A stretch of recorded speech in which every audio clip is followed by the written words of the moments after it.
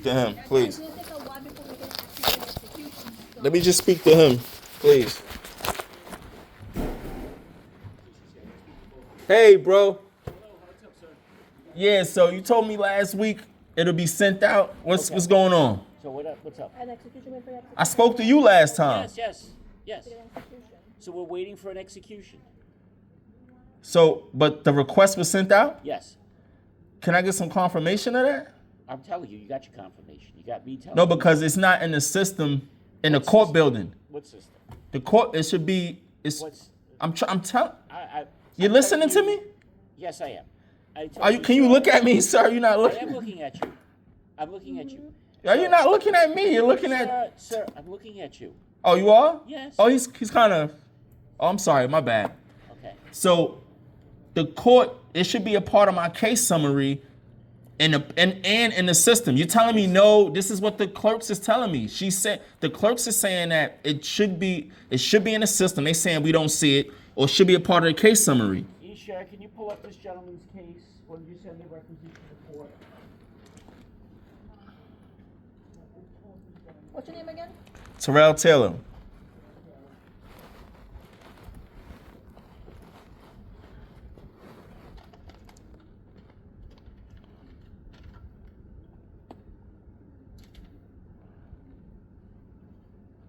Now, ma'am, you were saying that when y'all send an execution, when y'all send a request for execution, around how long it takes for them to send the execution back? It takes a while. It's in the hands of the courts basically at that point in time. Something that can take months. Right. Now the clerk told me something different, which is what I thought, and I don't have experience with this, but I thought it would be back and forth. And the clerk told me that. She said, not long, it's a back and forth thing. You send a request, we send. Huh? January 8th, your requisition was sent. January? January 8th. But you told me it would be sent that week when I came in. You came here January 8th? When were you here? Last time I saw you was what? 2-3 weeks ago? That's January 8th, right? Oh, is there any confirmation that you sent it out? She just told me it's January 8th. No, I said, can I get some type of confirmation? What confirmation? Like We no don't. written confirmation. There's no written confirmation. We send a piece of paper to court asking for them to issue an execution to you. So there would be no paperwork that shows that y'all sent it out at all? It has to be something that shows that you sent it out. Something.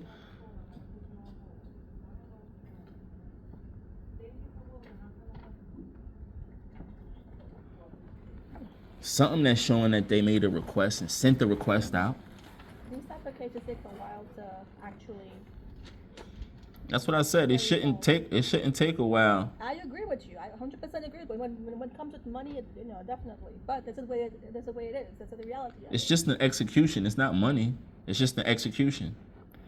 That So execution allows us to go to a bank, and it's going to take time for everything to the court to make sure and check everything is correct. right. If it's not correct, it's going to send it back to us. The execution would list the What execution. happens. The execution would list the bank that you're supposed to go to, right? Huh? The execution tells us that we can take money out. Yes, it's in a bank. If you have put a bank on the paperwork, then Oh. use that to go to the bank. Right. 1 second. How can I help you, sir? Hello, how you doing? So I had a question for you, because I remember what you told me last time, and I didn't get to ask because it was my first time. So you were saying, from what you was telling me last time, you don't technically need a Damn, I be forgetting my questions. You don't technically. I remember you said the execution come back as an omni, meaning that it could. Execution is one form. They can use it for income execution or for property. But we can only use it one at a time, meaning that we can only use it for property when we get it, although it has multiple uses. Right. Oh, that's what I was gonna say. You don't necessarily need a debtor's bank information to collect money. that's just one effective way. That's Is the most effective. most effective. It's most effective. If you don't have the debtor's bank account, what will happen is we could just simply go and make a demand on the debtor. Sometimes it's leaving it at their home, right? Sometimes Right. it's giving it to them, but that has no effect. Like, it doesn't have any legal effect. I see what you're saying. It's You're just saying you owe the money. That's Right. why the more effective way of collecting is getting a bank account. right. So I think that's about. So this shows that the request was sent out. There you go. That's what it says. Where it says that. Mailed requisition. Oh, that's short for request. That's the requisition. The document's called 1-8. requisition. Okay, so the court should have it, and then they'll send it back, and then I would have the most effective way is to have some type of information on him. Other than that, y'all just gonna put a demand in, right? That's it. That execution empowers us to take money and property. You have to identify money and property to us. If you Oh. don't, there's nothing we can do. Oh, I see. So I do have property, which would be like his house, right? That's much more complicated. Right. Now, what about vehicles? Things. That's much more complicated as well. So what type of property would you be referring to? Exactly that. A house, but it's much more complicated. You probably would need to hire an attorney to do a real property sale. It's extensive. We can't give you legal advice, but it's extensive to sell a home. For example, if Right, it's a yeah. judgment debtor's primary homestead, you need a court order to sell. Right? Who's your judgment debtor? Michael Smith. Michael Smith? Ne- So that means it's an individual. That means that he gets a homestead exemption. That means the first $204,000 of any sale goes back to him. But you would need to get a court order authorizing the sheriff to sell the homestead. Now, it should be easy for y'all to, cause a marshal had towed and booted my vehicle. So, now I'm starting to understand more about marshals and sheriff. So, y'all should be able to tow his vehicle, right? Here's the issue. The tow program, you were probably booted and towed under the city's tow program, which uses executions. But the city pays for a tow truck company. So you got to hire a tow truck company. And you have to hire the storage for the vehicle. And there's a big difference between city judgments and other judgments. The city has an exemption. The city, normal vehicles, if you seize it, the sheriff has to sell it for more than $5,000. There's like an exemption amount, right? That doesn't apply for city debt, right? So if you owe parking tickets, the city can sell your car for $400. But when it comes to private debt, there's an exemption. It's actually, excuse me, it's not $5,000. It's $4,000 above any liens or encumbrances. So that means that if we sell a car, we have to sell it for at least $4,000. Let's say the car's worth $10,000. He's got a $5,000 note on it. We can't sell it for $5,000. We got to sell it for $10,000. And most sheriff sales are deficit sales. What you pay on the outside of the dollar, you pay 10 cents for it at a sheriff sale. So the economics of seizing the car are not that productive. That's why it's not utilized very much anymore. Right. So you would have to. You can do it, we're not telling you, but you have to provide us with the information about what the vehicle, who owns the vehicle, who owns it, not who's registered to, who's the owner. You get that information from DMV. So I sent out the what is that? The paper where he asks questions. Yeah. That's my only, from the sounds of things, that's my only. That's the most effective way to find a bank account. And remember, your judgment's good for 20 years. Eventually, they're going to get a bank account somewhere, right? They'll eventually come up with it. So if we're not successful now, your judgment is good for 20 years from the date of entry. And interest is accruing at 9% a year. Well, after 20 years is over? Yeah. Okay. Yeah, because somebody else had asked me that. But last thing is I think I covered everything. Oh, so yeah, I don't understand why would they make it so. I mean, I read that y'all can tow a vehicle and like you explained, though, I would have to do all that, but it sounds like it's very effective from what I read. It is effective. I'll give you an example. Let's say the guy had a high-end car, like a Bentley, right? then obviously that's worthwhile to tow because you'd be able to recover your towing charges. Like, so you have to pay for the towing, the storage. It gets reimbursed out of the proceeds of the sale. So if we sell the car, we pay all the bill, all the expenditures first.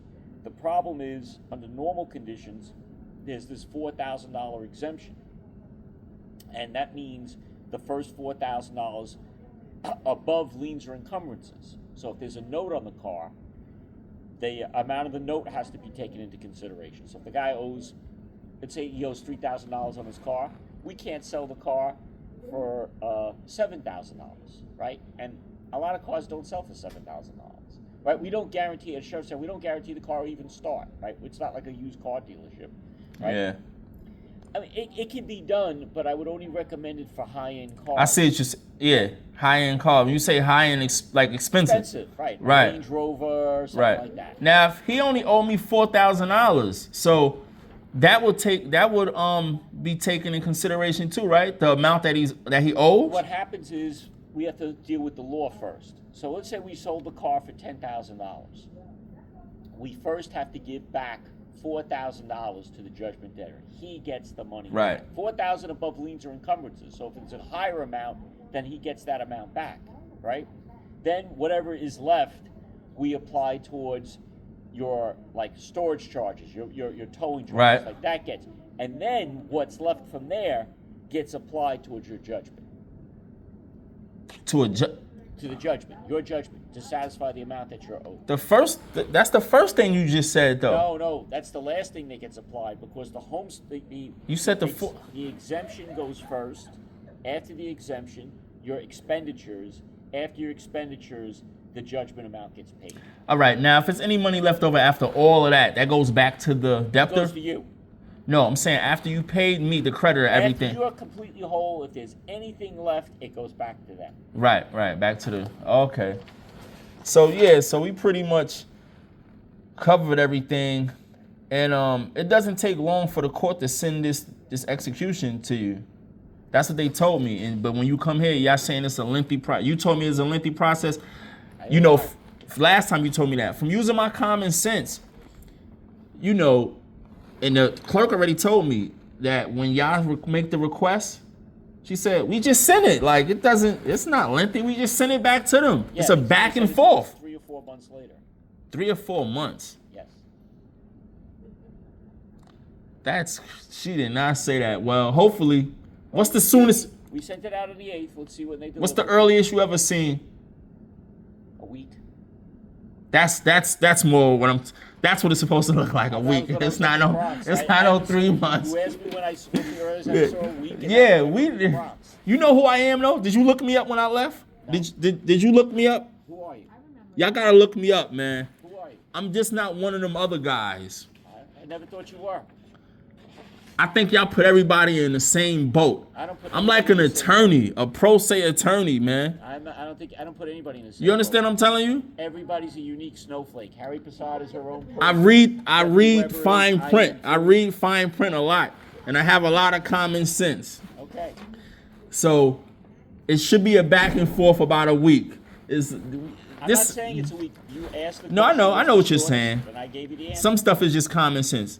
So I think we should be about done. Oh, so the debtor being held in contempt for not answering them questions. Yes. How effective is that to force him to do his part? It's the most effective remedy I've ever seen, except it's seldom used because the court doesn't want to use it.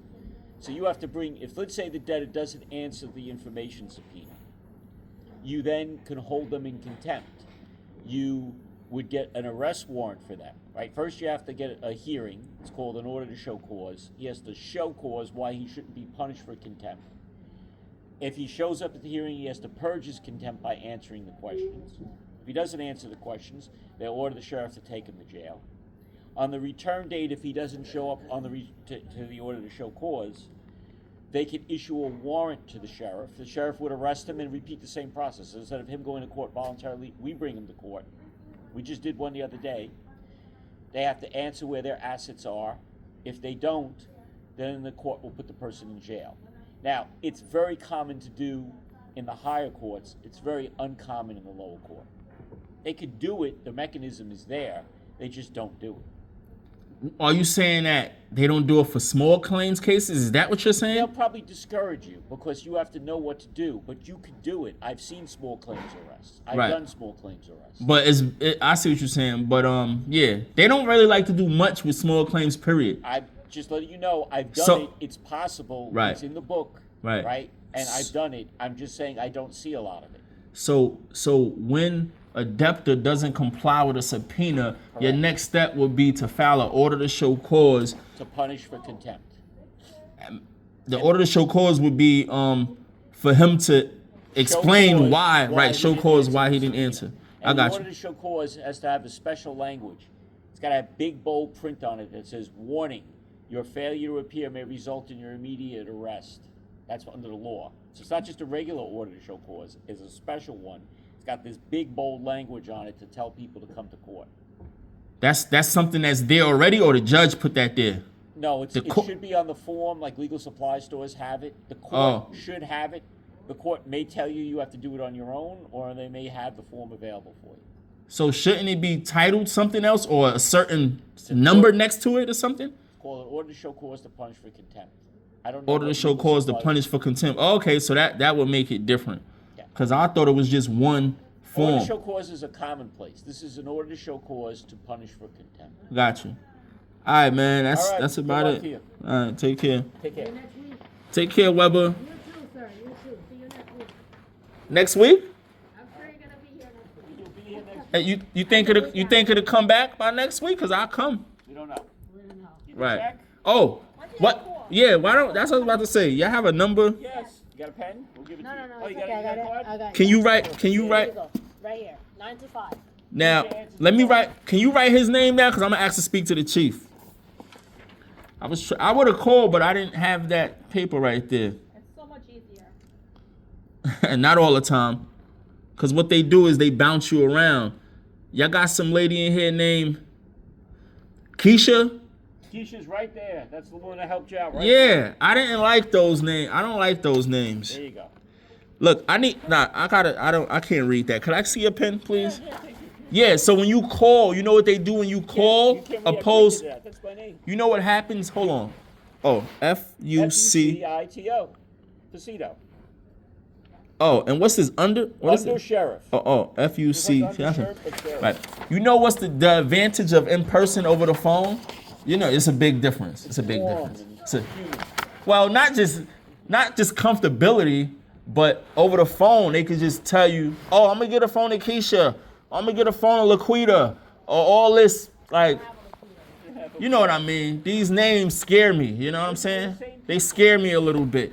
And then when you get on the phone with them, they talk real unprofessional. If you call up here, this is who you're gonna get. You're gonna get her. You're gonna get me. You Well, you could be bounced around over the phone. That's my thing. In person, you can't really do that. You can't really do that. Everybody has different jobs. Sometimes they're in the field. Sometimes I'm in a meeting.